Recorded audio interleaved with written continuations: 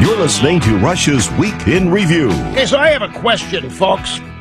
How are decent people ever prepared to deal with these kinds of never-ending allegations, destruction, perversion? I mean, we're dealing with a genuine sickness here with people on the left. They're not right. Something about them is just not right. And I was sitting here, this never ends, and it's getting worse and worse and worse. And decent people are blindsided by this stuff every time it happens. And the reason for that, decent people do not wallow in this kind of mire. Decent people are not calculating and plotting how to destroy people. I mean, how to ruin them. Decent people don't do that. Decent people might get into arguments with people, try to figure out how to win the argument or defeat a political opponent or whatever, but destroying people is not what decent people do. And as such, decent people, it seems like, are always surprised. I myself, I have to tell you, I was thinking back to by the way, welcome, greetings, great to have you. Brand new week, broadcast excellence, Rush Limbaugh, telephone number 800-282-2882. Back during the Clarence Thomas, Anita Hill situation, back then, this program, and don't misunderstand me, this program was it as far as opposition to the left was concerned. The only cable news network at the time of Clarence Thomas and Anita Hill was CNN. And they had a much larger audience than they have today. And they went wall to wall with this. And this situation is almost, we're going to run through some of the parallels here, it's almost identical. Almost identical. Particularly in terms of the timeline. And I remember I was thinking about this. I was just livid when this happened. I was so mad, and I didn't hide any of my anger. I had, during the heat of the moment here, I had a Rush to Excellence tour appearance in Tulsa, I believe. It was either Oklahoma City or Tulsa. Pretty sure it's Tulsa. And I spent the entire, almost 90% of the 2-hour stand-up that I did on Anita Hill, Clarence Thomas. And I was looking at people's faces in the audience, and there were thousands, about 5,000 or 6,000 people there. I could tell that some people were not even aware what I was talking about. Most were, but some weren't. But I remember being so livid, and I remember devoting every ounce of energy I had every day on this program to exposing what I knew was a pack of lies about Clarence Thomas. I did not know Clarence Thomas at the time. I had not met him. I only knew who he was. I knew friends of his. I knew people that vouched for him. I knew that no allegation like this had ever been made about him. What I learned about Anita Hill, what I learned about all this was just a Democrat trick. It was the next stage of borking that was started by Robert Bork. And it was interesting to me to get introspective, to go back and relive. So we're talking 1990, thereabouts. And I was remembering just how wired I was every day here, and I was fit to be tied. I was just livid. And it just after the borking thing, I was hell-bent on blowing the Democrats up. I was hell-bent on exposing them for what they were doing. And Judge Thomas ended up being confirmed. But then what happened after that? What happened after that is that we got a series of books, a series of television miniseries, and a couple years ago, an actual HBO movie reliving Clarence Thomas and Anita Hill, and every book and every television series and the HBO movie devoted to the lie that Clarence Thomas was guilty. So even if Kavanaugh survives this, he has the rest of his life to look forward to being smeared every year. There will be books by Jane Mayer or somebody taking her place. HBO will come up with a movie at some point, and when this current generation is about, well, not when a young generation is about to come of age, that's when HBO or somebody like them will do their movie to inform them of what a reprobate Brett Kavanaugh is. because the left doesn't stop in their efforts to destroy people with whom they just disagree. Judge Kavanaugh hasn't done anything to anybody other than his job, other than render rulings as a judge from various courts on which he has sat. He hasn't done anything to anybody. He's a decent person.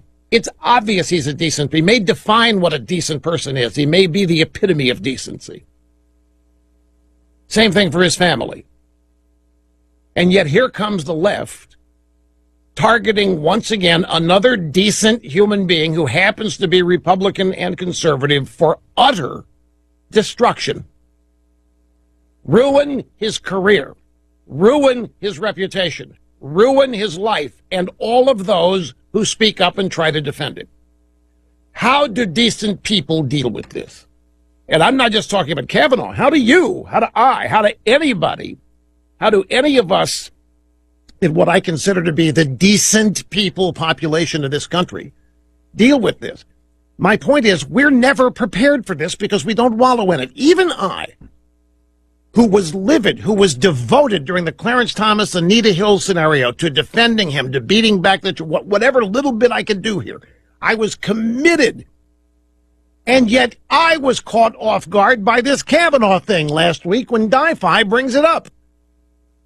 I should have been expecting them to do something, but I wasn't. We thought Kavanaugh was nearing the vote. He was going to sail through and be confirmed to Democrats' efforts. How stupid are we? Now, some of you may have seen it coming. I can't speak for all of you. I'm only speaking for myself. I didn't see it coming, and I should have. But then I started to ask you, why did I miss it? And the reason I missed it is because I don't wallow in this stuff. I don't sit around and wait. I'm not trying to calculate when somebody's going to come out of the woodwork and try to destroy somebody else, even though I've been the target of these kinds of efforts. My point is that decent people do not spend their time in this kind of mindset. Who wants to? And this is something else that the left takes advantage of. I mean, where to start with this? The parallels between this and Clarence Thomas, Anita Hill are stunning.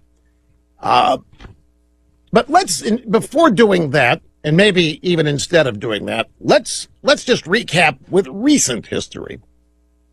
Last Thursday, we were under the impression that Kavanaugh had withstood what everybody knew was going to be an onslaught and an attempt, if not to derail him, to put a cloud over him so that everything he does the rest of his life is now questioned by the media and the American left. And make no mistake, even if he gets on the court, that is going to continue. This guy's life as he's known it is over, just like Justice Thomas's was. But last Thursday, we were told that Kavanaugh's accuser didn't want to go public. We were told that she didn't want to be named. We were told that she didn't want Senator Feinstein to pursue anything. And how do we know this? Because Senator Feinstein told us. Then we found out that Senator Feinstein had had this letter from this constituent of hers for months, dating all the way back to the early summer. And Dianne Feinstein, Senator California, sat on it and didn't do anything with it. Presumably because the accuser didn't want anything done with it. Now, I have to tell you, when I heard that, I said, well, then why send a letter? If the accuser doesn't want to be named, if the accuser doesn't want to make an issue of it, if the accuser doesn't want to go forward, then why the hell send a letter to a United States senator, for crying out loud? But despite all that, we were told that she didn't want to pursue it. We all believed it. See, that's the thing. Decent people believe what they're told, no matter the... No, we ought not believe a single thing they say. Because if this woman did not want this taken any farther, then the Democrats are betraying her. And I don't believe the Democrats are betraying her. I think she is part of a cabal doing everything they can to stop Kavanaugh or if they can't stop him, to cast such a cloud. They want to delay the vote till after the midterms. The Senate might flip Democrat, which would change everything. This is what they're thinking. Now, that's politics. That I can understand. Destroying somebody who's not, I mean, just outright destroying, which is what they do. Well, anyway, after last Thursday learning that Kavanaugh's accuser didn't want to go public, didn't want Senator Feinstein to pursue anything, we now learn that she had already scrubbed all of her social media so none of her partisan activities could be found. What do you mean, what partisan activities? I'll tell you who she is. None of this means she's not telling the truth. This is the thing. Nobody knows. That's what's so dastardly about this. Nobody knows. Kavanaugh accuser is a typical, unhinged, deranged leftist professor. Her former students describe her as dark, mad, scary, and troubled. Her name is Christine Blasey. She spent the weekend shredding her online activities, Facebook and Twitter accounts and all this. She scores a 2.9 competency from former students on the Rate My Professor website. The student reviews are brutal, suggest that she has severe psychological problems. She had already obtained the services of another radical left-wing Democrat Party lawyer, somebody named Katz. And I didn't know the name when I first heard the name, but when I saw this woman on TV, this woman's on TV constantly as a Democrat activist lawyer. She'd already hired an ex-FBI agent to give her a lie detector test, which the Washington Post claimed that she passed with flying colors. And she had arranged to have a counselor release notes of her sessions in 2012, where she finally divulged the trauma of this incident that happened in high school and has led to post-traumatic stress disorder and all. Now, why didn't any of this come out during the hearings? Feinstein knew about it. Why didn't any of this surface? Particularly when you had Susan Collins and Lisa Murkowski out there looking for any excuse whatsoever to vote against this guy. Let's be honest. They were looking for any excuse to vote no. Any Me Too excuse, any sexist, any pro-abortion, any excuse they could look for, and there wasn't any. The left got so panicked, they began to do things that offended Susan Collins, and she began to say so. Why didn't this stuff come out now when there were two Republican women willing to vote against Kavanaugh? Why didn't this stuff surface then? And I have a theory. I think they're rolling the dice big time on this. Because what has to happen now, this woman has to come before the Senate committee and testify, which her lawyer and she herself are saying that she's willing to do. But today, tomorrow, they have to be brought to town. They have to sit and they have to be interviewed. They have to testify this afternoon, tonight, or tomorrow. If they don't, if they refuse, then we're going to know what's up here.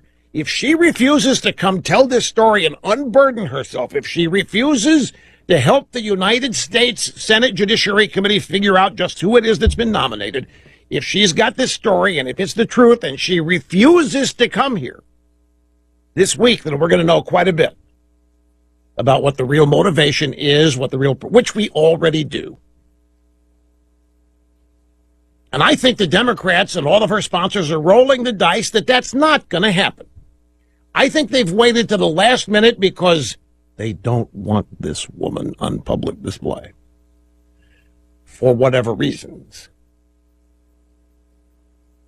I think they fear that this outrageous charge would be seen for what it is. I think she I think they're afraid. I think the Democrats didn't bring this up any time before today, last week, because this is the only time it will work, when there isn't sufficient time to actually hear from her before any vote. And by the way, right on schedule, here comes the loyal and devoted Jeff Flake, the outgoing senator from Arizona, claiming there's no reason we should hurry into this vote. This guy has got Trump hatred syndrome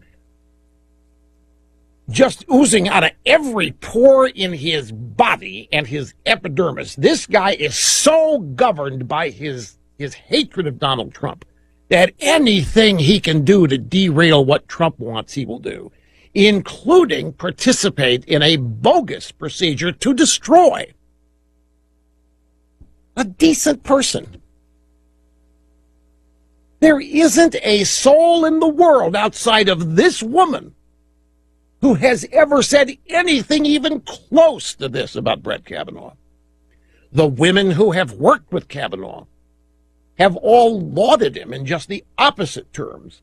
When this woman was made public and her allegations are made public, 65 women who went to Hess school with Kavanaugh and have worked with him immediately wrote a letter claiming all this had to be untrue. This can't be the guy they knew and know. This letter writer, this woman has to be confused, they said. We've got one woman the Democrats do not want anybody to see under oath, obviously, versus everybody else who's ever known the man. And we're on the verge of derailing a decent guy with an impeccable resume, with impeccable qualifications, simply because the American left and the Democrat Party don't like him. And because of that, they now have to destroy him. It's the only way they can keep him off the court, is to literally destroy him, even if they have to use lies and innuendo. So once again, we're faced with exactly what Clarence Thomas and Anita Hill was. Seriousness of the charge versus nature of the evidence. The nature of the evidence here, very thin. Seriousness of the charge, Me Too movement, pretty big. And so they've rolled the dice that they're going to be able to accomplish this without any further testimony before the Senate Judiciary Committee. Quick break. Lots yet to unpack in this. We'll continue. Unfiltered and unstoppable. Rush on the EIB Network.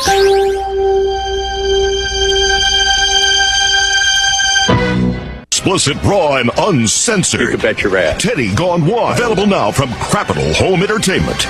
We are not going to be sidetracked by this thing with ignoring other news out there. There's really, really big news. Another bit of news about Lisa Page, who was the paramour Peter Strzok Smirk. She testified that investigators had no proof of collusion when Mueller was appointed. Former FBI lawyer Lisa Page admitted earlier this summer that more than 9 months into the federal Russia investigation, investigators had found no evidence of collusion between the Trump campaign and the Kremlin. I think this represents that even as far as May 2017, we still couldn't answer the question. Lisa Page told lawmakers during closed-door deposition, this is just icing on the cake. There was no reason to appoint Mueller. Mueller has not found any evidence of collusion. Lisa Page says that even when Mueller was appointed, they hadn't found any evidence of it. And there isn't any evidence now, after 2 years. You're listening to Russia's Week in Review. Oh, by the way, Mike, hang on a minute. I need you to grab the soundbite. I think it's 22. That's right. Now, in addition to Lisa Page telling congressional investigators this past summer that they had no proof of collusion when Mueller was appointed, no proof of Trump or Trump campaign collusion with Russia. This is the FBI and her buddy Strzok Smirk and McCabe and Comey and all these other conspirators, Christopher Steele, Glenn Simpson, Fusion GPS, Clapper, Brennan, none of these people. There was zilch, zero, nada evidence of collusion when Mueller was appointed. Quick, do you remember why Mueller was appointed? Because Comey engineered it. Comey took notes of his meetings with Trump. He then leaked those notes to a lawyer friend of his, I think at Columbia, with the express instructions to leak them to the media. This was to show Trump colluding with Comey. Well, not colluding, but attempting to obstruct justice in the Flynn case. This was to trigger an independent counsel. The whole reason they wanted an investigator, a special counsel, looking at this with no specificity, just search for a crime. Find as much as you can for as long as you want. But there was no crime specified. And so this has never been a criminal investigation. They're trying to turn counterintelligence investigations into criminal investigations. Those two do not lap over or cross over because counterintelligence investigations generally do not produce evidence that can be used in court. But anyway, she's admitted that there was no collusion the day Mueller was appointed. This whole thing has been bogus from the get-go. The public was led to believe that the reason Mueller was appointed was to find collusion between Trump and Russia because we knew it happened. We just couldn't prove it. Well, now we have yet another assertion on this episode. It comes from none other than Bob Woodward Friday night. Actually, Friday on the Hugh Hewitt radio program in the morning. Listen to this question. Did you, Bob Woodward, hear anything in your research that sounded like espionage or collusion? You're in there in the White House. You got people telling you things left and right. And you're making up things that they tell you, Bob. Did you hear anybody talk about collusion? I did not. And, of course, I looked for it hard. And, oh, yeah. So, there we are. We're going to see what Mueller has. But you've seen no collusion. I have not. I looked for it. I looked for it hard. Bob Woodward. Folks, if Bob Woodward didn't find any collusion, I think it's safe to say there wasn't any. Because Bob Woodward could have made it up, like he made up the quotes from William Casey, who supposedly came out of a coma for 10 minutes to talk to him about Iran-Contra. No collusion. He looked hard. So we have Lisa Page, paramour of Peter Strzok Smirk, saying that when Mueller was appointed, they didn't have any evidence at the FBI or anywhere else of collusion between the Trump campaign or Trump and Russia. And now Bob Woodward. I mean, he looked hard. However many years he spent writing on this, he looked really hard. And he didn't find any collusion. So we'll have to wait and see what Mueller had. Mueller didn't have anything because there wasn't any. And yet, look at that. Look what that is. Look at what that became. No evidence of the primary reason people think Mueller was appointed.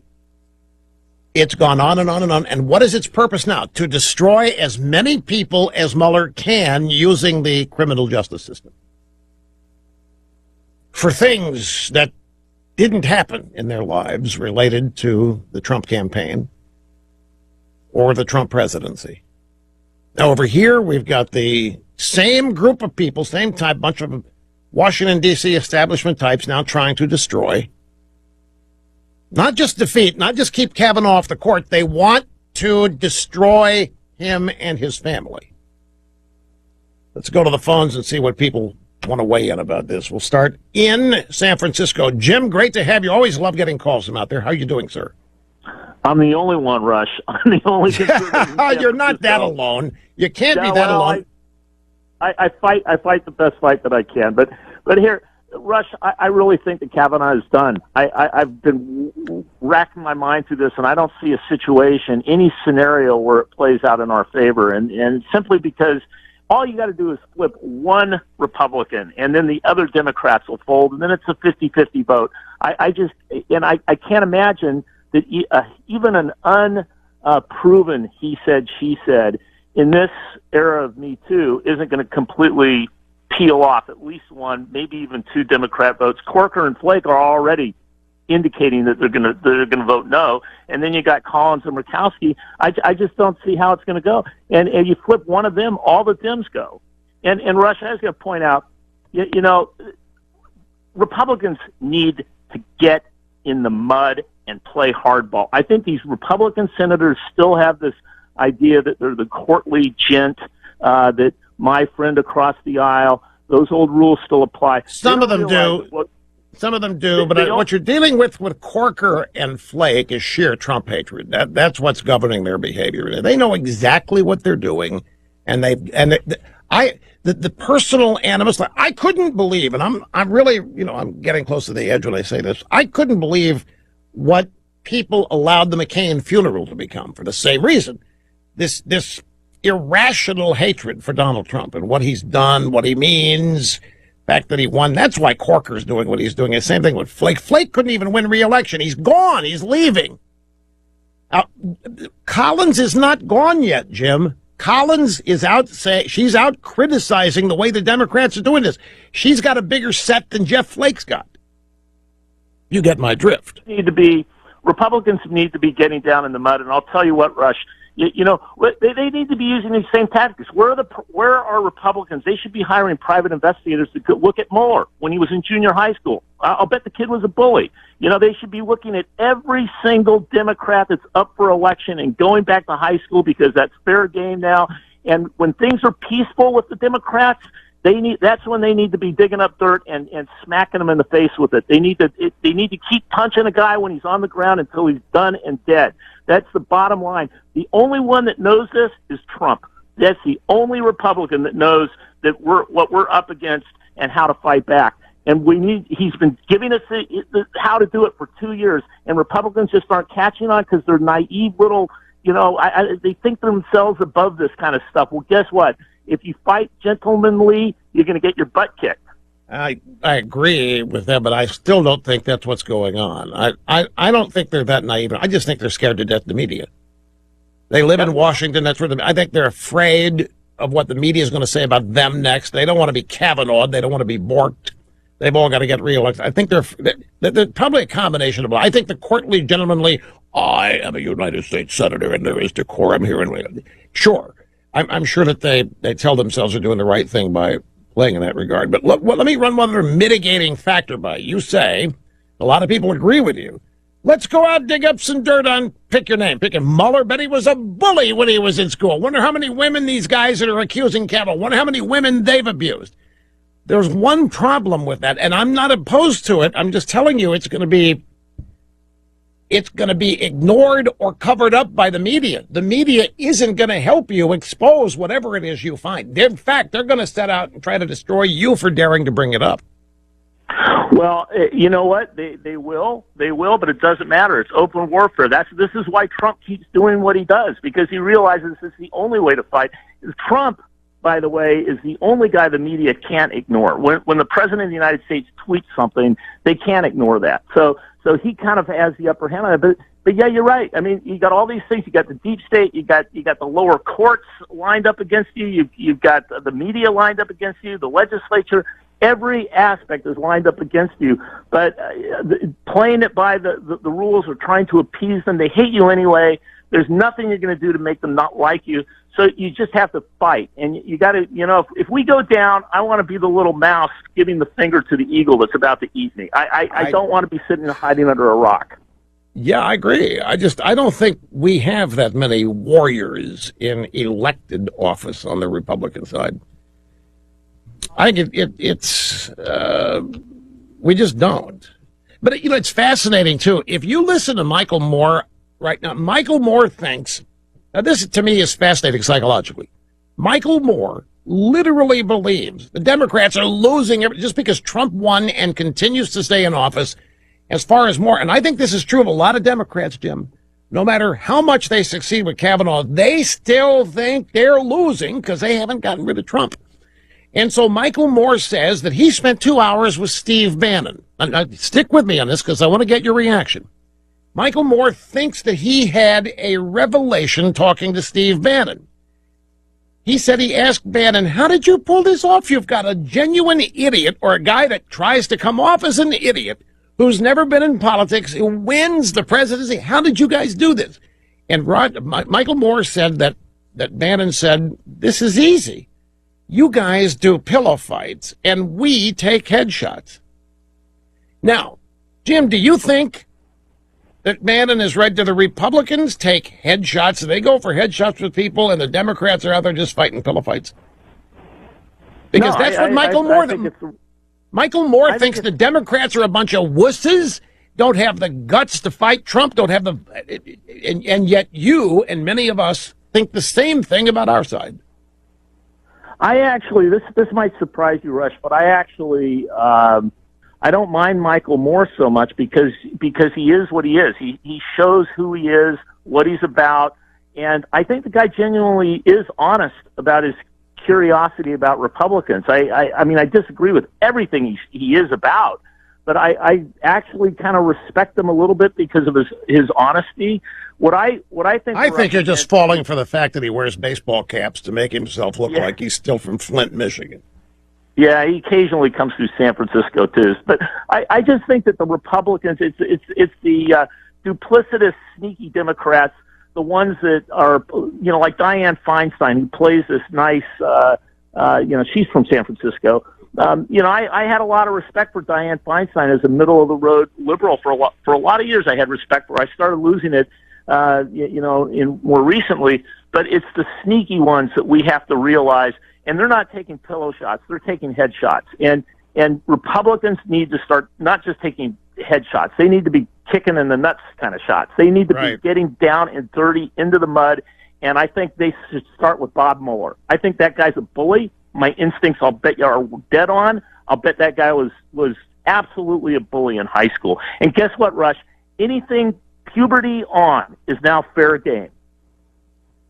It would seem so, especially on the right. Okay, Jim, I'm really glad you called. I could continue this, but I have to take a brief time out. But just to reiterate, I find it fascinating that left-wing activists think their party is as big a bunch of wusses as we think ours are. Now, in their case, it's all because they haven't been able to get rid of Trump, and they're mad that no Democrat, nobody, has found a way to stand up to Trump and make Trump stop what he's doing. So they're a bunch of wusses.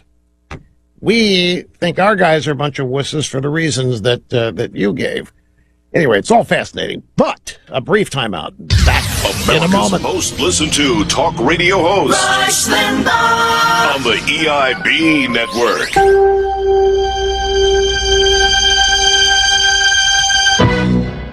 Meeting and surpassing all audience expectations every day. Rush Limbaugh behind the golden EIB microphone. Senator Collins has criticized the Democrats' handling of Christine Blasey Ford's accusations. Jeff Flake didn't, and Corker didn't. Susan Collins, Senator Collins, has suggested that they both show up and testify. Look, that's the only way to deal with this. I mean, you might say, well, why should Kavanaugh? He already has. They didn't bring any of this up. Nah, it's come up. There could be something to this. You can't reject it out of hand, no matter how, no matter what your common sense and your political instincts tell you. If she's serious, get her up to that committee today. Get her there tonight. Get her there for testimony tomorrow. Kavanaugh will go. He's already said he'll go anywhere, answer any question whatsoever. The White House is standing by him. So get her in there. Get the accuser in. If the accuser refuses to show up before the committee vote, which is scheduled for Thursday, or was, then that'll carry quite a message.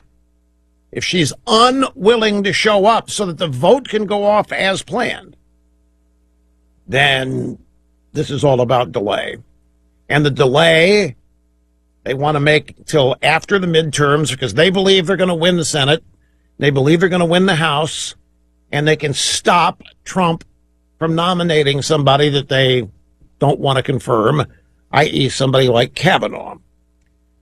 if they win the House and Senate, then they're going to start on impeachment proceedings, and then their dreams are going to get rid of Trump in 6 months.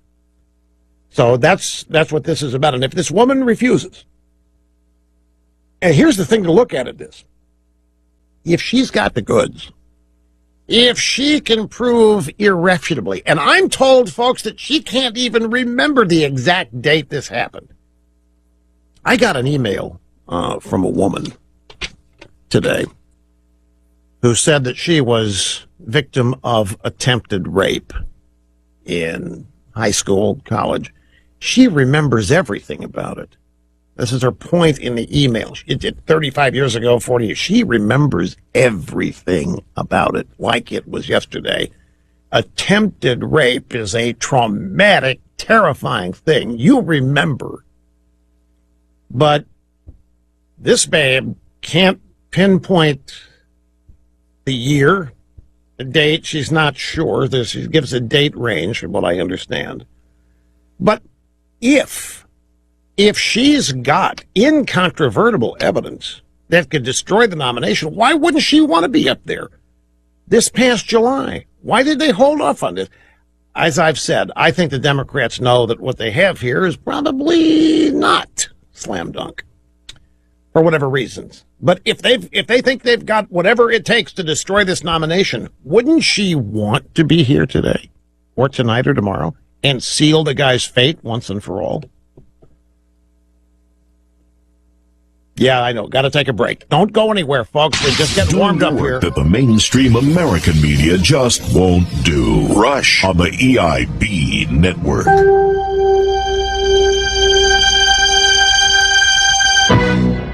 You're listening to Rush's Week in Review. Greetings to you. I am Rush Limbaugh, America's real anchorman, as well as America's truth detector and a doctor of democracy. Here, emitting vocal vibrations resonating coast to coast on the largest talk radio network and radio program in the country. Happy to have you with us, as always. If you want to be on the program, who doesn't? It's 800-282-2882, the email address, lrushbo@eibnet.us. Ladies and gentlemen, I want to ask you a couple of questions to ponder just as human beings here.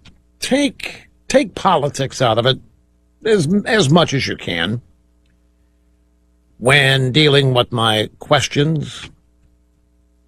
It's impossible to totally do it, but I just want to ask, how many of you, as human beings, are capable of doing what this woman in Northern California has just done? For example, and specifically,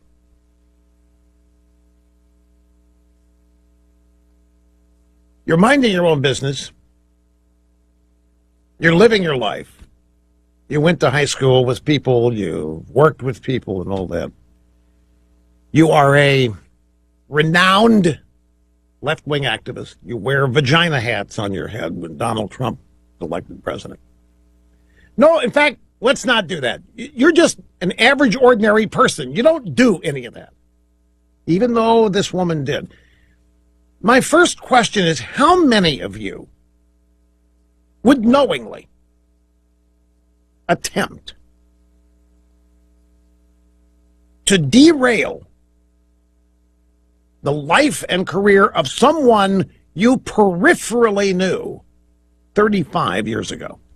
How many of you would do that? Now, I don't know what the law of averages is. I'm sure with as many people in this country, there's a lot of creeps and a lot of vindictive people. And I'm not saying it isn't possible, but how many of you would do you realize how often this happens with the Democrat Party and conservative judicial nominees? But how many of you would do it? You didn't know somebody well, you didn't date them, they didn't break your heart, they didn't do anything to you that you can really, you can't remember where it happened. You can't remember even specifically what happened. This person that you are actively trying to destroy has been in public life for years, and not once in any of those occasions where his name has been mentioned publicly have you done anything to try to stop or derail it. But then this man happens to become a Supreme Court nominee. How many of you would do this? How many of you would either make up a story and send a letter, which leads to my second question. My point is, decent people this is not how people act. This is not how people think. I know there's a lot of vindictiveness, and I know there are a lot of people that seek revenge, but that usually derives from knowing somebody well enough that whatever they did genuinely angered you or hurt you or harmed you. But this is peripheral. What kind of person does this? And then after doing it, doesn't want to follow it through. I'm not saying excuses made for the fact that she doesn't want to appear at the hearing that Grassley has invited her to. Well, the excuse is, I wouldn't want to appear. I wouldn't want to have to face those questions. I wouldn't have to want to face those Klieg lights. I totally understand this woman not accepting the invitation, I'm hearing people say. And just because she doesn't accept the invitation to appear doesn't mean that she's lying and making it up.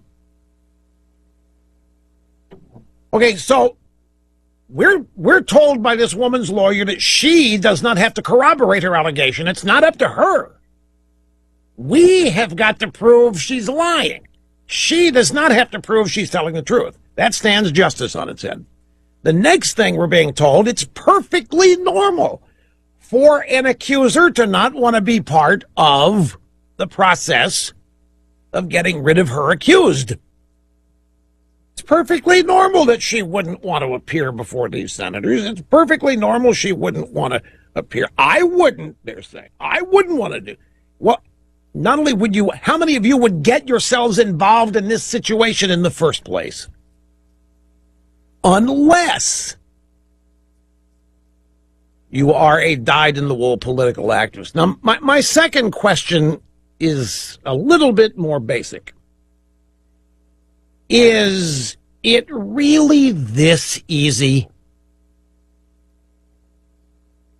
Is all you have to do to derail the career of an acknowledged as great human being in justice, is all you've got to do is send a letter to Senator Dianne Feinstein? Is that it? It's that easy. We're to believe that all somebody has to do is send a letter, an anonymous letter, well, a letter requesting anonymity to Senator Dianne Feinstein, and that alone can derail the life and the reputation and the career of a decent human being. Is it really that easy? Do we want it to be that easy? Not only all you have to do is send a letter to Senator Dianne Feinstein, but that you will automatically be taken seriously and that you will automatically be believed. If that's all it takes, we could start a letter writing campaign to Senator Feinstein today. Could we not? I mean, we're being asked to really swallow a lot here, folks. We're being asked to believe quite a bit. These kinds of things just don't happen in the real world, except when Democrats are involved and the Supreme Court's involved. And by the way, you know, there's a dance everybody's doing to avoid hitting the bullseye here. Dawn, what do you think the bullseye really is here? What do you think has the Democrats so paranoid, so frightened, so agitated, so animated, motivated to stop this guy? What is it? Well, yeah, but why? I know they don't want him in the court. It's one word, begins with an A. This is all about abortion. It is about nothing else. As far as the left is concerned, they want to be able to continue uninterrupted with their behavior when it comes to abortion. Sex without consequence, life without consequence. They are scared to death that a Republican or conservative majority is going to overturn Roe versus Wade. Now, there are other concerns, too. I mean, just the fact that being a majority conservative court isn't enough. But this, and nobody's talking about it, that's how you know that that's what this is really about. They cannot allow anything to happen to Roe versus Wade, and it won't. That's what's crazy. It won't. But is it really just this easy? That's all you have to do. A letter from somebody that can't even remember where or when or for sure with who some allegation, some activity happened. That's all it takes. And how many of you would do this? My point is, this isn't normal, folks. This is not how the normal segment of the people in our country live and operate. And yet, it defines, shapes, influences the way Washington, D.C. works. And it's just another add-on as to why so many people are so fed up and disgusted, because all it takes is a letter that Dianne Feinstein didn't even act on immediately. And then when she did announce it, she announced it because her colleagues were going to leak it. And the person that wrote the letter supposedly didn't want her name used, didn't want anything done with this. Well, then why send the letter in the first place? Do you think they have given one iota's thought to the impact this is going to have on Brett Kavanaugh's life, his wife, his two kids, all of the people with whom he comes in contact? He coaches little girls in softball and basketball or whatever. He does incredible amounts of charitable work for the needy and the homeless. Do you think they have the slightest concern over the fact that they are trying to destroy a career and a life and a future? I can tell you right now, it's not even crossed their mind, except to the extent that if that happens, it's justified because this guy's a conservative judge and he deserves to have an excrement sandwich as his life every day. That's how they look at all of this. But it really got me today when I found the woman's lawyer claiming it's not up to us to corroborate our charge. It's not. No, we don't have to corroborate anything. As I said, this is just textbook. This is Harry Reid calling the press, and I have a friend that told me that Mitt Romney hadn't paid his taxes in 10 years. And the press said, well, who's your friend? Where'd you get this? How long? And Reid got mad at him. Dingy Harry got mad. What do you mean? What are you asking me for? You need to go ask Romney why he hadn't paid his taxes in 10 years. The press said, oh, yeah, you're right. And they did. They left Harry Reid and they started chasing down Romney, wanting to know why he hadn't paid his taxes in 10 years. And all it took was somebody, a phantom, anonymous letter to Harry Reid claiming that Mitt Romney hadn't paid taxes in 10 years. When, in fact, he had. Now we've got a letter to Dianne Feinstein that arrived this past July. Nothing was done with it because the Democrats tried to kick Kavanaugh off the court using everything but it. But now it's desperation time, plan B. Okay, I got to take another brief time out. We will continue much more straight ahead right after this. He's right in so many ways. Rush on the EIB network.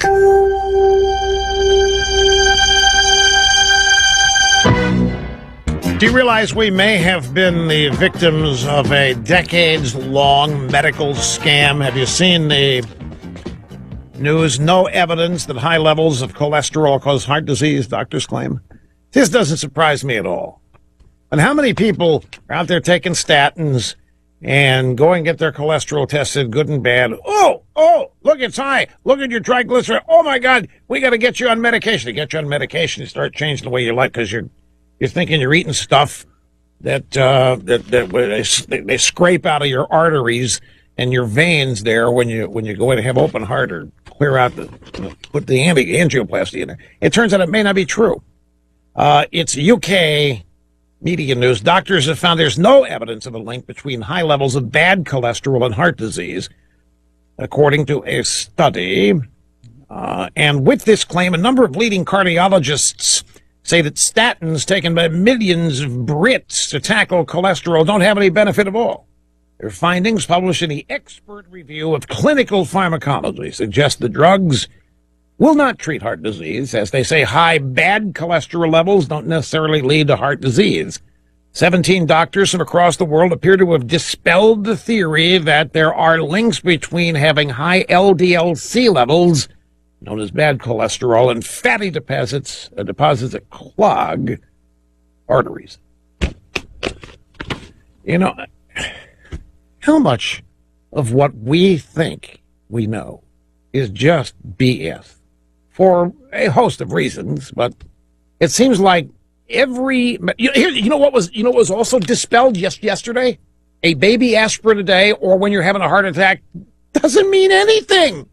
It won't help. It won't change anything. And in fact, taking too much aspirin could hurt your stomach lining or some such thing. But an 81 milligram aspirin tablet for heart health, according to some doctors yesterday, is a worthless placebo-type activity. Might help you psychologically, but it's not changing a thing. Now, the theory is that if you're having a heart attack or think you are, take one of those babies. It'll thin your blood a little bit to help alleviate heart attack symptoms. Now, some people came out yesterday, it's bogus. That isn't true. Think of all the things that we grew up thinking were going to kill us, which is everything. Anyway, let me get back to the phones. Don't want to lose the momentum here. David in Colleyville, Texas. Great to have you, sir. Welcome to the EIB Network. Thank you, sir. I'm just calling about Brett Kavanaugh. I used to work for him at the White House, and something you said just about how this pains you, this is just, there's a lot of bad things that happen in politics. You know, the National Guard documents, there's a lot of things that have really upset me, but this one has just really hit hard. This is a good man. You know, I tell people he's one of those people that you just hope you'll come across, you know, once in your life, and you hope some part of them will rub off on you. And just so much of what I know about being a professional, you know, balancing work and life, treating people of all levels with respect, you know, I learned from him, and he's just, you know, a good, decent person. And now, if you knew him in the White House, that means that was when he was staff secretary? Yes, sir. And it was long hours, and it was stressful, but you know, and there were stressful days, but he never failed to just, even when no one was watching, just do the right thing, you know, treat anyone with respect. You just always knew he would do the right thing. And I can just tell you, you're not out on a limb by defending him. You know, he is, I just appreciate you being bold. You know, I don't think we have to grant that there's any merit to this. You know, I just believe that they're bearing false witness. I think this is totally wrong. It offends my sense of justice, and this is just a good man, and I just don't think he should have to go through this. I don't either. There's not a shred of evidence of this kind of behavior or even allegation at any time, at any stage of his life. Not anything even close. The fact that they have to go back to high school where everybody was at one time immature and was playing around with alcohol and having a beer here or there when they were not old enough to be able to metabolize it and stay sober. We've all done this. It's all part of growing up. And to now claim that an incident that the victim claims to not even be able to remember enough significant details can derail not just a nomination to the Supreme Court, but a life and a career. It's obscene. It is absurd. And all it takes is a single letter to a United States senator to get this done. You're absolutely right. This is injustice on steroids. It is. They're libeling the man. You know, it just relates to, you know, we just so happen to be in the Me Too era, and now they're claiming he's a Me Too guy. I mean, just because there's a lot of examples of people out there doing bad things doesn't mean that he has. You know, they've got nothing on him. He's a tour de force. You know, this is just totally unjust. And, a lot of us who worked with him are just kind of texting each other, just saying, what can we do? And I just thought, I'm just going to pick up the phone, and I just want to thank you for supporting him, and I just want to encourage everyone out there to be upset about this, because this is just totally, totally wrong. Well, while I've got you, I've got 1 minute. What do you think of this circus that they've scheduled in the Senate for Monday? I mean, how can that possibly become anything but a circus?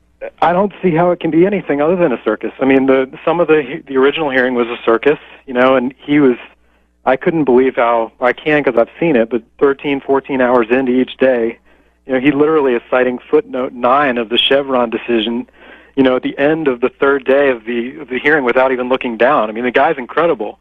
And now they're going to trot him there on Monday. Maybe she'll show up, maybe she won't, and he's going to have to, it's indignity. I mean, to have to sit there and say, total. It's just horrible. I mean, it's total indignity. That's the word for this. It is indignity. It is undignified for practically everybody involved. And he's willing, however, to go through it in order to see all of this through. Look, I appreciate the call, David. Thank you. Ladies, are you fed up with men calling the shots? Are you looking for a new weapon in the war of the sexes? Then you need the Hillary Clinton Testicle Lockbox. You can finally grab the power that's keeping Hillary Clinton safe from tough media questions. The Hillary Rodham Clinton Testicle Uniting passion and purpose in support of Texas A&M. Learn how you can make an impact for generations to come by visiting txamfoundation.com. Now, welcome to the Texas A&M Football Pregame Show. Howdy. Welcome to Tuscaloosa, Alabama and Bryant-Denny Stadium on the campus of the University of Alabama. It's the 22nd ranked Fighting Texas Aggies taking on the number 1 ranked Alabama Crimson Tide. Hi, everyone. I'm Andrew Monaco. Thanks so much for joining us. Along with my partner here in the booth, Dave Elmendorf, Will Johnson is on the CC Creations sidelines. Mike, welcome to our Texas A&M football pregame show. Partner, 10 times Texas A&M and Alabama have met. 2 of those 10 times, A&M has defeated the Crimson Tide. Tell us more. All right, here we are back at Bryant-Denny Stadium in Tuscaloosa, and we're facing the number 1 Crimson Tide, as you said, for the 11th time. But I want to go back a few years to a very similar situation in 2012. And this isn't a rehash of the Aggies' upset of number 1 Alabama, but a personal insight into some events that night. It was the Aggies' first year in the SEC, and that year as the color commentator, I left the radio booth with 4 to 5 minutes remaining in the game to go down to the Aggie locker room for the post-game interview with Coach Sumlin. My wife, Mamie, and I had driven to the game, so she was helping us in the radio booth. She went with me to the locker room. The Ags had a 29-24 lead when we left the booth. When we got to the field outside the Aggie locker room, Alabama was first and goal at the A&M 6-yard line with 3:50 left on the clock. We were standing no more than 50 feet from the ball on the edge of the end zone. I'd been that close to the action many times as a player, but this was a new experience for Mamie. First down, McCarron stopped for no gain.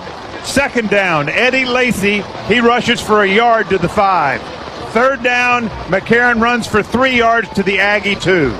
On 4th down, one of the biggest plays in Aggie football unfolded 10 feet away as we watched the Shazer Everett intercept the McCarron pass and at the goal line and return it to the 4-yard line.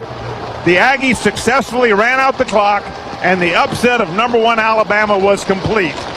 We finished a very happy broadcast, but now we had to walk back to our car in the parking lot after upsetting number 1 at their field. That's Bryant-Denny Stadium, where we are now. Thinking back to bad experiences in the Big 12, especially in Lubbock and in Austin, I was concerned. We started our journey, and as we approached the first group of Bama fans, I prepared for the worst. I cringed as they looked at us in our Aggie gear, and they began to speak. Great game. Welcome to the SEC. And driving home the next day, we stopped for gas, and at the next gas pump was an Alabama fan 2 for 2. Great game. Welcome to the SEC. The same welcome. And that was a football experience we will never forget. Weren't expecting that, were you? No, not at all. They're great fans here. Great fans. Now they ran for cover because just as we got started, the rain had started to fall, and that's where we join Will Johnson. Will, through 3 games, Alabama has defeated Louisville 51-14, Arkansas State 57-7, and last week you kept us updated, 62 unanswered after Ole Miss went up 7-0. That's a trend the Aggies have to change, don't they? Well, first of all, let me say this. With the downpour at Bryant-Denny Stadium, I have sought shelter myself. Of all places, I'm under the medical tent. Are you allowed to give a report? 6 of us, yeah. Well, we're not doing injury reports yet. Hopefully we don't have any all day. But there's 6 of us huddled under this tent right now trying to get out of the rain. The tent's not providing a ton of coverage. The rain is starting to come through it. I mean, right as we went on air, an absolute downpour. We are sitting through it. When we got to Bryant-Denny Stadium yesterday, we were welcomed by searing heat. Yep. And the same thing today. Hot, humid. But the downpour has arrived, folks, so I might be doing this pregame show from the medical tent as we roll along here. But, yes, Alabama has been putting people away immediately. They've outscored their foes 61-7 in the first quarter, 117-7 in the first half. Now, the Aggies proved a couple of weeks ago they're good enough to hang with one of the best teams in the country. They took Clemson to the edge and nearly beat them at Kyle Field. The task a little tougher today on the road at number 1, but A&M needs to be the first team to take Alabama into the second half. Make them play, pin your ears back, take your shots in that second half, and see how it unfolds. Like I said, the Aggies proved they were good enough 2 weeks ago. Now they need to make Alabama play for it. The Tide have really not been pressed in the second half yet. A&M is good enough to be the first team to do it. Take them into the second half. Take your chances at winning then. Will, thank you very much. We'll be with you just a little bit. First road game for A&M, Dave, and also the first game in the Southeastern Conference. It felt like Clemson was a conference game 2 weeks ago, but I know obviously it wasn't. They're coming out of the ACC. Anything change for this A&M team now that they're playing on the road here in Tuscaloosa? I think certainly. You don't have the comfort of home. And this is another opportunity, as Jimbo would say, for them to grow up and become a better football. It's another week, a chance to get better. I mean, that's his message. We don't care where we're playing. We don't care who we're playing. We need to be consistent, whether we're on the road or at home. And that's his message, and he stuck with it yesterday at practice. No better way to open up the conference than against the number 1 team in the conference and in the country. Absolutely. And like I said, this is a great place to play. They're good fans. And obviously are a great football team in Alabama. They certainly are. Much more to come during our pregame show. I want to tell you that through life's ups and downs, and for all the journeys ahead, you know what to bring. The cards you can count on. Blue Cross and Blue Shield of Texas. Through it all. We will continue with the Texas A&M football pregame show. When we come back, the 3 of us will provide you with the 12homeloans.com winning numbers. A&M, Alabama, 22nd ranked Aggies, and the top ranked Crimson Tide. We get you set for this one. Stay with us. This is Aggie football from Learfield. Texas A&M football pregame show continues from Tuscaloosa, Alabama. The Aggies and the Crimson Tide will kick off in just about an hour. Thanks for staying with us with Dave Elmendorf and Will Johnson. I'm Andrew Monaco. It is time now for our 12homeloans.com winning numbers. Brought to you by 12homeloans.com, home of the $1,200 home team discount. This is where the 3 amigos here, the Tres Hombres, pick out some numbers that we're going to track throughout this game. We begin, Will Johnson, with your 12homeloans.com winning numbers you're looking at. Yeah, let me update you on myself. I'm still under the medical tent. The rain's still falling. Don't worry, I'm not injured, but I am not dry either. The rain's starting to come through this medical tent, as I told you earlier. But my winning numbers, Alabama, they are so good at finding that extra yardage, and I mean in the return game. Whether it's a punt, a kick, an INT, or a fumble, they have amassed return yardage galore in the Nick Saban era. Now, Texas A&M, they don't have a whole lot in that aspect. A&M, if you count up punts, kicks, interceptions, fumbles, and even that return by Tyrell Dodson for a touchdown of a blocked field goal last week, A&M has amassed a total of 178 return yards in their 3 games thus far. Flip it over to Alabama now. Alabama has exactly 178 interception return yards this year and exactly 178 kickoff return yards this year. They rank first in the country in both of those categories. In 3 games, the Crimson Tide have amassed 467 total return yards. Yes, you know how good they are offensively and defensively under Nick Saban, but they always seem to find that extra yardage, and it helps them every Saturday. It's much of the reason why they're a championship team. Coming into today, again, Bama, they have amassed 467 total return yards on the year. That's counting everything, including punts, kicks, interceptions, and fumbles. A&M, with that Tyrell Dodson blocked field goal return last week, they have totaled this year just 178 total return yards. So it's got to change. The team that's going to beat Alabama flips that on them. You got to find the extra yardage. You got to do it on kick and punt returns. You got to get a turnover. You got to make a big play, run it downfield when you grab that turnover. A reverse of the return yards is what I'm looking at today as my winning numbers. Will, it's a reason why Jimbo Fisher talks about Alabama being solid in all three phases and maybe more solid than a lot of their opponents in that special teams part of those three phases. Yeah, special teamers, I've just cleared myself from the medical tent. I guess I've been cleared injury-wise, but the rain has subsided a little bit, so I've gone back outside. Our specialists are out here right now. And remember, you got to be sound in the kicking game. It takes all three phases to beat Alabama. Well, Seth Small, he's going to kick again today. He got his first career start last week. He was very good against Louisiana Monroe, hitting a couple field goals. Yeah, 6 for 6 in PATs and 2 for 2, as you mentioned, from 36 and 40 yards. We will hear from Will. He caught up with Landis Durham. That interview will come up later on in our postgame show, in our pregame show. To our 12homeloans.com winning numbers. Dave Elmendorf's up next. All right, let's look at turnovers for these two teams, and we'll start with Alabama. They have 5 interceptions, and they've only thrown 1, so they're a net +4 in interceptions. Fumbles, not so good. They fumbled it away 3 times, and they've only gotten 1, so they're a net -2 in fumbles. But overall, still a positive number, +2 in turnovers. The Aggies are a -3 in fumble recoveries. They fumbled it 5 times, and they've lost those 3. But they forced 3 fumbles, and they haven't recovered any of them. But last week, they got their first interception, and that was by Larry Pryor Jr., and the Aggie quarterbacks have not thrown any interceptions, so we're +1 there. So our overall number, -2 in turnovers. So Alabama +2, the Aggies -2. You'll hear in the keys, we've got to reverse that trend. But I want to give you some other numbers, and this is from this week's AP poll. This is Aggie opponents this year. The Aggies have the toughest schedule, this is official, the toughest schedule in the SEC, and certainly one of the toughest in the country, and here's why. They've already played number 3 Clemson. They played number 1 Bama today. Left on the schedule, number 6 LSU, number 9 Auburn, and number 14 Mississippi State. And the Aggies are number 22. So there are your winning numbers. You always bring us some kind of numbers like that. You gave us the clock that we see on the field and the countdown to time.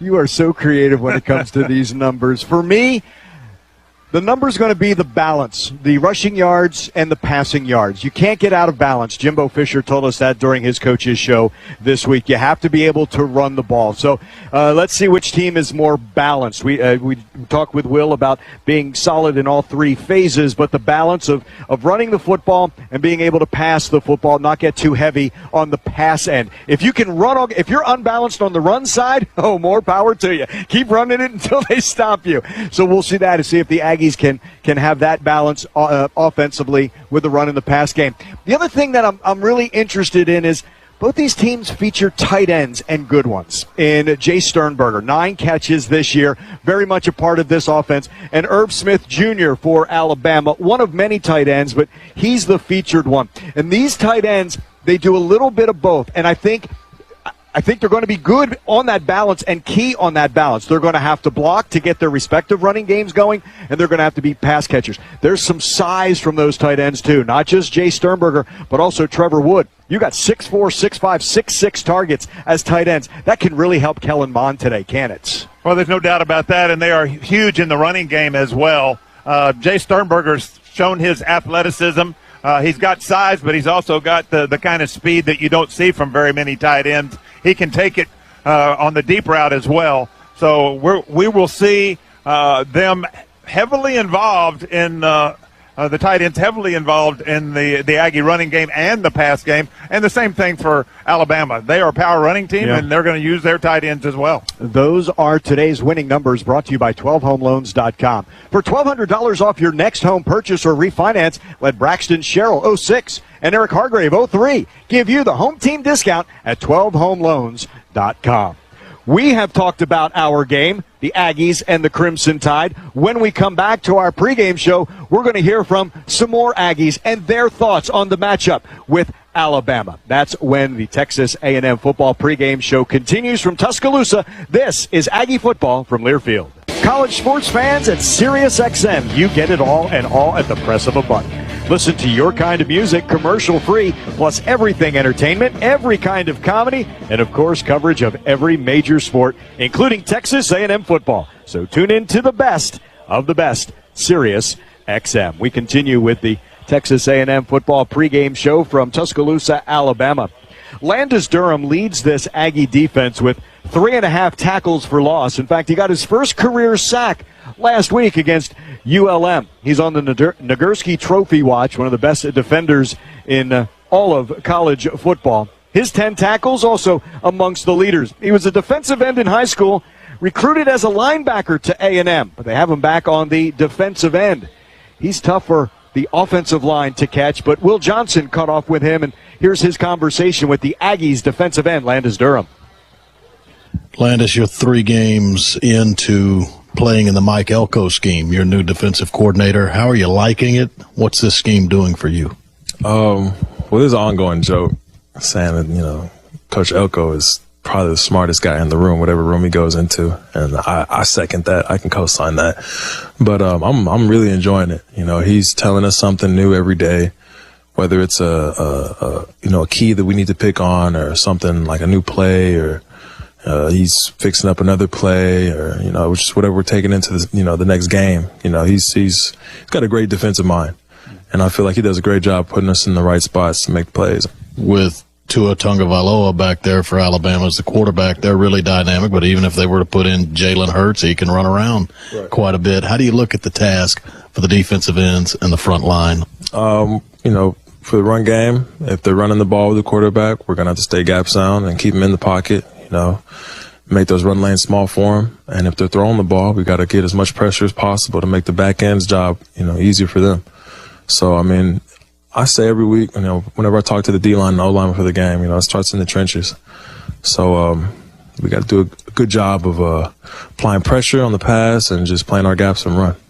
And finally we've talked to you before, and you've mentioned you're a pretty straightforward guy. If you got to tell a teammate something, you're one of the guys that'll do it.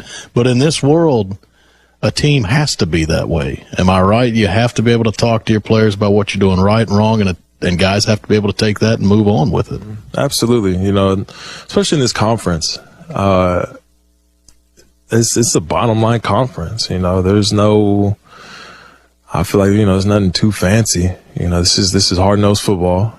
It's going to be a battle every week.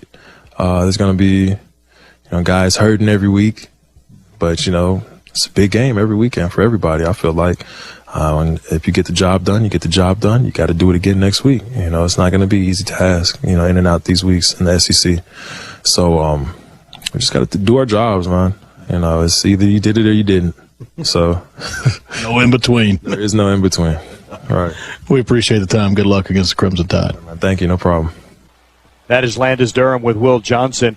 Landis brought up that defensive line and the defensive starters for A&M of Durham and Kiki on the outside. Justin Matabike and Dalen Mack on the inside have combined for 30 tackles and 3 sacks. For Alabama's defensive line, cause for concern, obviously, 32 tackles for that defensive line, and they have 2 sacks. It's going to be one of the very intriguing matchups. Aggie offensive line, and it's not just the Alabama defensive line. It's also a couple of their outside linebackers, also very good. And I think Alabama's going to have to contend with an improving Aggie defensive line this week. Jimbo Fisher said Dalen Mack's playing his best football that he's seen since he's been in Aggie land. Well, you've already heard me, if you haven't been here that long, but you've already heard me say several times, you went up front. If you can't control the line of scrimmage or at least break even at the line of scrimmage, your chances of winning are not very good. And I've been very impressed. Everybody's impressed with both fronts for Alabama, offense, defense. But I've been very impressed all year long with the improvement of the Aggies up front on both sides. They're much better than they've been in the past, and that's a tribute to not only these coaches but these players that are buying into that culture of winning that Jimbo has been preaching, and now we're starting to hear them talk about it. Certainly are. When we hear the interviews like Landon Durham. Absolutely right. Wonderful to hear from him, and again, our thanks to Will Johnson for getting him. Love those player interviews week in and week out. When we come back, we head to the Learfield Studios. That's where we catch up with Jet Ainsworth for the first time today on a terrific Saturday of college football. It's not just our game, as Jet will have the Bud Light SEC scoreboard and the schedule. That's when we return to the Texas A&M football pregame show. This is Aggie Football from Learfield. When we get a chance to tell Rush Limbaugh what we think, we say, "Thanks, big guy." Rush Limbaugh, weekdays at 11 on WTAW College Station, Bryan. The Bud Light SEC scoreboard update. I'm Jet Ainsworth. Let's take a look at what's going on around the league. A couple games in progress in Columbia, Missouri. Number 2, Georgia on the road to take on the Missouri Tigers. Both teams entering 3-0. Fromm's numbers today, 9 for 17, 110 yards, a touchdown, and a pick. He'll throw here. High to the near sideline. Leaping in the air. It's Holloman. He twists away. He'll be gone. Touchdown. He twisted away from the defender around the 35. DeMarcus Acey and left him in his wake and right down the near sideline for the long touchdown. Scott Howard with the call from IMG. Georgia leading in the fourth quarter, 40-22. Missouri has the ball. Ole Miss, they are at home hosting Kent State, and it's been a shootout. Midway through the third quarter, Ole Miss leading 21-17. Elsewhere around college football, in the top 25, 8th-ranked Notre Dame has opened up a 35-13 lead at Wake Forest midway through the third quarter. At the Big House, Michigan, ranked number 19 in the country, playing host to Nebraska. They give it to Mason. He bounces off one tackler and stays on his feet and finds his way to the back of the end zone. Then Mason, the bench, another score, his third of the day. Nebraska trailing on the road to Michigan 56-3 in the fourth quarter. That call courtesy of Jim Brandstetter from IMG. How about this? Purdue, they're boiling up an upset. They're at home. They're 0-3, hosting 3-0 in number 23 Boston College. And Purdue is leading in the fourth 30-7 over the number 23 ranked Eagles. Also, a little bit later on today, number 17 TCU is at Texas in Big 12 action. That is your scoreboard update. I'm Jet Ainsworth. Scoreboard update brought to you by Bud Light. Bud Light, a proud partner of Texas A&M Athletics, reminding you to enjoy responsibly. This is Aggie Football from Learfield. Within 1/2 hour, we will kick off between the Fighting Texas Aggies and the Alabama Crimson Tide. Aggies are ranked number 22 this week. The Tide sit atop the polls at number 1. Still to come during our Texas A&M football pregame show, we're going to check out our Mustang Cat weather and field conditions, and they have changed in the last hour. We still have your Texas Ford dealers starting lineups to come.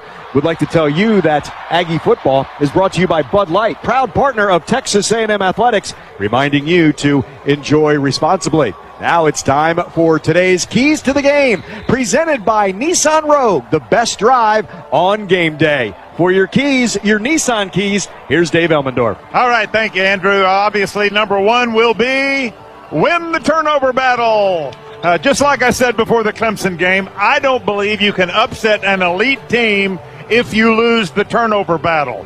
The Aggies almost proved me wrong against Clemson. They lost the battle. They almost won the war. I still believe to have a chance at the upset when you're a 27-point underdog, the Aggies must play near-perfect offense, and that means no turnovers. And the team must enable some scoring opportunities with great field position by forcing some Alabama miscues. All right, so key number 2. Coach Fisher said it Monday at his press conference. If you run the ball well, you will win a lot of games. and that's particularly true today. So run the ball well, not just because that sets up the passing game, especially the play-action pass, but it keeps the clock running and shrinks the game, and that limits the opportunities for this Bama offense that's averaging 545 yards per game in offense. And finally, number 3, be good on third down. Both sides of the ball, on both sides of the ball, Alabama converts an amazing 60% of their third downs. The Aggies are good too at 55%.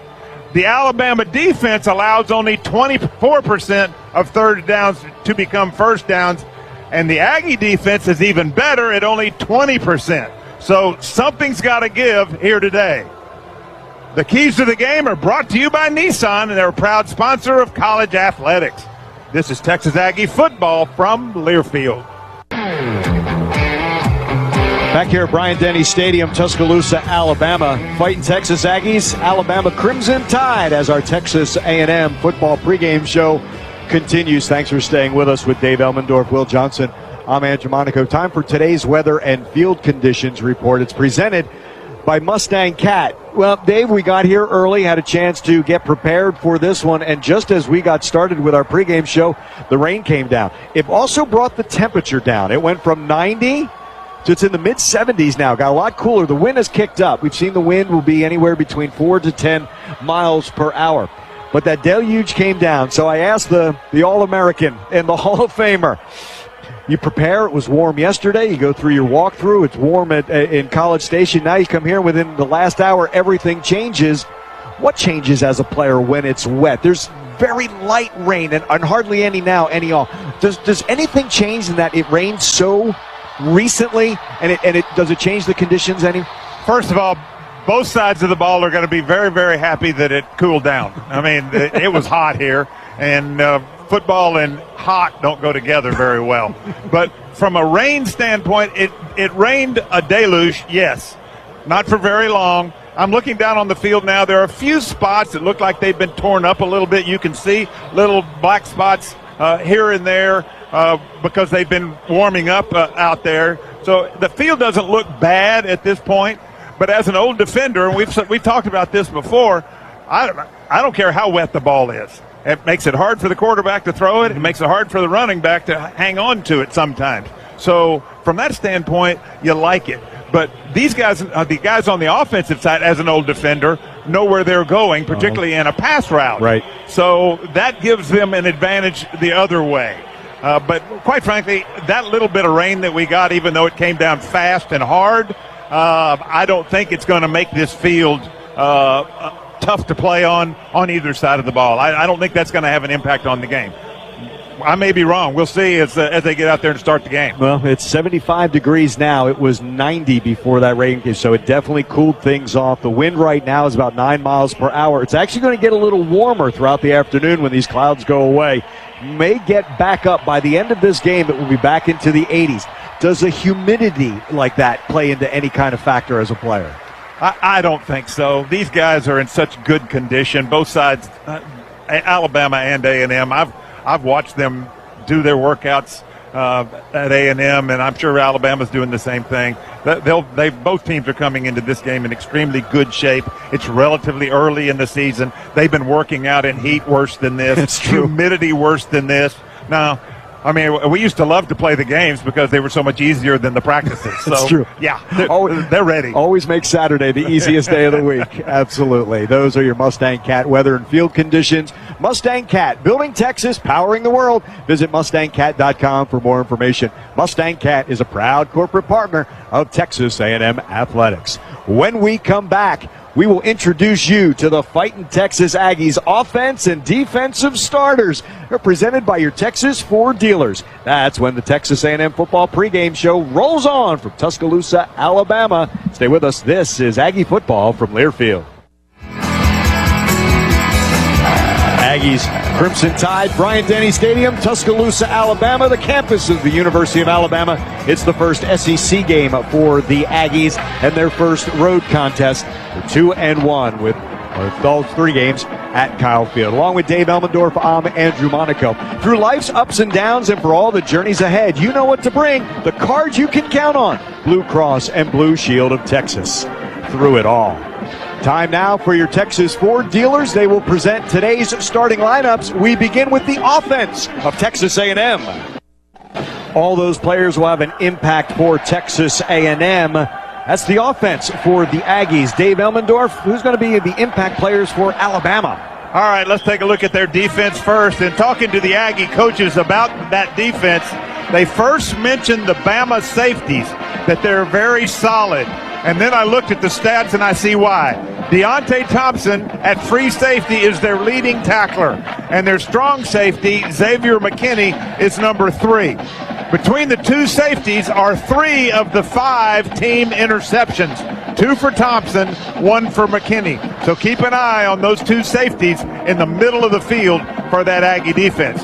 On the offensive side, you have to talk about quarterback Tua Tagovailoa. It's not often a quarterback is good enough to beat out a guy like Jalen Hurts, who had a 26-2 record as a starter. Tua did that. He's completing 72% of his passes. He's thrown no interceptions, 8 touchdown passes in 3 games. Plus, he's their 3rd leading rusher, averaging 6.6 yards per carry. 13 for 13 is Tagovailoa on 3rd downs through 3 games. That's clutch. We mentioned 3rd down, how important it is. Absolutely, that will be important today. Dave mentioned those impact players for the Alabama offense. Time for us to meet the defense for Texas A&M. Howdy and welcome to Tuscaloosa, Alabama. Bryant-Denny Stadium here on the campus of the University of Alabama. It is the first game in the SEC this season for Texas A&M, and it is the first road game of the season for Texas A&M. And wouldn't you know it, the number 22 ranked Fighting Texas Aggies are taking on the first team in college football, the Alabama Crimson Tide. Thank you so much for joining us this afternoon along the Aggie Radio Network. Along with Dave Elmendorf and Will Johnson, we are so glad that you are with us. Dave, there is so much tradition in, I know this is just the 11th matchup, but you have a couple of matchups in this series that have been played at the Cotton Bowl. You have Bryant and Stallings and Manziel and Crow. There's been the cross between these 2 programs at times. This being the 11th meeting in this series, and now with Nick Saban and Jimbo Fisher, this series may get a lot more interesting. Well, as you said, this is the 11th meeting between the Aggies and the Crimson Tide, and Alabama leads that series 8-2. Alabama has won the last 5 games. Last year at Kyle Field, it was 27-19. The year before that, the last time they played here in Tuscaloosa, it was 33-14. That was in 2016. I've been fortunate to see both Aggie wins, as the first one came when I was a freshman at A&M in the 1968 Cotton Bowl. Pupil Gene Stallings' Aggies upset teacher Bear Bryant's Crimson Tide 20-16. And we've already talked about the Johnny Manziel-led upset at number 1 Alabama in 2012, 29-24. Today's game should be another great contest in a growing SEC West rivalry. It absolutely should. And this is an Alabama team that comes in at 3-0 this season, and they're averaging 57 points per game, and as you mentioned, over 500 yards of offense. As we bring in Will Johnson on the CC Creations sideline, Mike. Will, this is the first game for Texas A&M on the road. What becomes imperative for the Aggies this afternoon? Well, first and foremost, start fast. Alabama has put everyone away by halftime thus far, whether it's Louisville, Arkansas State, or Ole Miss. Bama outscoring foes 117-7 in the first half. It's a reverse from what they've done in the past. Usually they bludgeon you in the first half, but you're still in it, and they put you away in the second. They've been coasting in second halves this year. The Aggies need to start fast. It will not win them the game. It will keep them in the game. You can only win it in the second half. When you get there, you got to stay in it. If you're the Aggies, a fast start will do it. A&M's proven they're good enough. They went toe-to-toe with Clemson a couple of weeks ago. That was number 2. This is number 1. A fast start will keep the Aggies in it. If they get to the second half, they can take their shots and try to win it there. Kellen Mond threw for 330 33 of his 430 yards in the second half in that game against Clemson. Last week against Louisiana Monroe, 206 yards came in the fourth quarter in that game. Remember, he completed 12 of 15. Kellen Mond is not the same quarterback, Dave, this year as he was last year when he faced the Crimson Tide. Oh, no, absolutely. He's so much better, particularly in his delivery, his reads, his leadership. He's grown up, and we talked about this in the Clemson game, how it seemed right before our eyes from first half to second half, Kellen Mond grew up as a quarterback. And that growth continues here today. If the Aggies are going to have a chance of upsetting number 1 Alabama here at their place, Kellen Mond's going to have a big day. His athleticism and the ability to throw the ball. We've got 2 sophomore quarterbacks. The talent is so young in college football. It's special what they can do. But Tua and Kellen, they've got 2 great sophomore quarterbacks It's today. a great matchup. Yeah, it really is. And it's going to put a lot of pressure on that defense is what it will do. The captains for Texas A&M, Kingsley Keke along with Donovan Wilson, Eric McCoy, and Travion Williams head out to the 50-yard line. The Aggies in their road whites with the maroon numbers, maroon pants, and the maroon Texas A&M helmets. Alabama in their home crimson tops, white numbers, white pants, and those unadorned, if you will, just the numbers on the crimson helmets for Texas A&M. Matt Leffler is our referee this afternoon. The SEC crew that is here as the AT&T coin toss is taking place at the 50-yard line. And our AT&T coin toss is brought to you by AT&T, proud partner of Texas A&M Athletics. This Saturday afternoon, Alabama wins the toss to first in the second half. Texas A&M will receive on this end. Shake them up, guys. Good luck. Well, there's your toss. A&M will move from right to left for you, Andrew, in the broadcast booth. Alabama wins. They defer. Matt Leffler told you so. A&M getting the ball to start the game. Yeah, not a bad thing. Get that ball first. Get that offense on the field. And we told you it was Eric McCoy. He left that game against ULM last week in that fourth quarter, but he is back. And that offensive line of A&M is going to be so key. At left tackle, Dan Moore Jr., Jared Hocker, the left guard, McCoy, the center, Keaton Sutherland, that right guard, and the right tackle of Carson Green. And here come that special teams. And Dave, there's a special teams that has been so close to breaking one, not just the kickoff return, but the punt returns as well. Well, particularly Rashad Paul and the punt returns. They've had we've talked about it on the air. They've had the wall set up. Obviously, Alabama is good at all 3 phases, and they're good in punt coverage. But the Aggies are going to break one sooner or later. It would be wonderful if it happened today. It is Rashad Paul who goes deep. He has returned to 5, and he's done that for nearly 7 yards a return. Joining him back there is Kwame Etwe. The Aggies will get the ball first. And A&M will receive this kick from Joseph Bulovas, the redshirt freshman from Louisiana. 30 kickoffs for him, 13 touchbacks, 0 have gone out of bounds. Average start, the 23-yard line. And just as we get ready to kick it off, the sun comes out, and it's bright sunshine here at Bryant-Denny. As it should. As Bulovas puts that ball on the tee, we get closer to our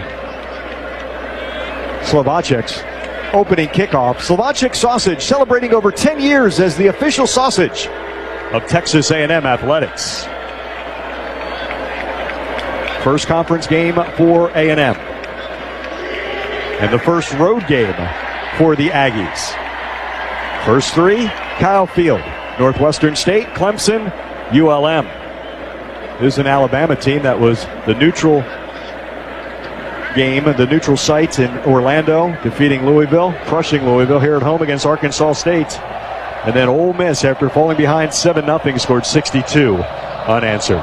Bulovas teased that up by the left hash as he will kick to our right. And this is the Slovacek's opening kickoff. It is heading towards Kwame Etwe, who will make a fair catch 2 yards in the end zone, and the Aggies will get it at the 25. Well, we told you Moore, Jr., Hocker, McCoy, Sutherland, and Green up front. Kellen Mond will be the quarterback. 58 of 89, 824 yards, 6 touchdowns, no interceptions for the sophomore from San Antonio. Jamon Osborne is one of the wide receivers. He is wide to the left. Courtney Davis will be wide to the right. And they're opening with Gillespie in that lineup, so as the fullback, he's usually in there for the running game. And Mond is under center. It is Jay Sternberger who is the tight end on the right side of the line. Travion Williams, the lone back, 7 yards behind Mond. On a 1st and 10 for the 25, first play from scrimmage for the Aggies. Travion Williams to the line of scrimmage. And no more. This defensive front for Alabama, Isaiah Buggs, Quinnen Williams, and Raekwon Davis are your defensive line. Christian Miller, Mac Wilson, Dylan Moses, and Anthony Jennings are your very active linebackers. David mentioned Xavier McKinney and Deontay Thompson at safeties with Trayvon Diggs and Savion Smith on the corners. No gain, 2nd and 10 from the 25-yard line, middle of the field. This time in the pistol. Mond flared out. Travion Williams, sack, thrown, and it's intercepted by Alabama. The pass intended for Sternberger, but Mac Wilson with the pick. He tried to throw this one as he was being taken to the ground. Didn't have much on it. And the defender comes up, takes it away from Sternberger, comes in front of him and gets the interception at the 30-yard line. Bad start for the Aggies. Second play from scrimmage, and it is Wilson. The pass intended for Sternberger. Wilson with the pick. It is the 6th interception for Alabama this season. And they get it 1st and 10 from the 30-yard line. The ruling on the field was an interception. The previous play is under further review. Now maybe we might like review at the moment, depending on what it's. I didn't look at it when they showed it on the screen, but they're going to certainly take a look at this and make sure that he came up with the interception. Let's see right here. Oh, he may not have controlled it to the ground. We'll see. That's what they're looking at. Replay booth is two booths to our left. I think that ball hit the ground. I don't think he had control when that ball hit the ground. After review, the ruling on the field is confirmed. It's an interception. Confirmed. Wishful thinking. Confirmed. I was just looking at Kellen Mond here on the sidelines. He was with Sean McGuire, one of the GAs, who was a quarterback at Florida State when Jimbo Fisher was the head coach there. They were talking to him. Kellen Mond said a few times, "I'm good. I'll shake it off. I'm fine. He'll have to come back strong." But on his face, he looks stoic. He looks ready to go back on the field. Devontae Smith, Jerry Jeudy wide to the left. Judy's in the slot. Henry Ruggs, the third, is off the line to the right. Tonga Bailoa, the left-hander, throws towards the left corner of the end zone. Diving catch and a touchdown for Alabama. Devontae Smith from 30 yards out, and one play after the interception, the Crimson Tide with a TD. It's just a go route. He had great protection. Just laid it out. He made a diving catch, fingertips. Well executed play for Alabama. 30-yard pass to Devontae Smith. It's the 2nd touchdown for Smith this season. And Bulovas will come in to attempt the extra point.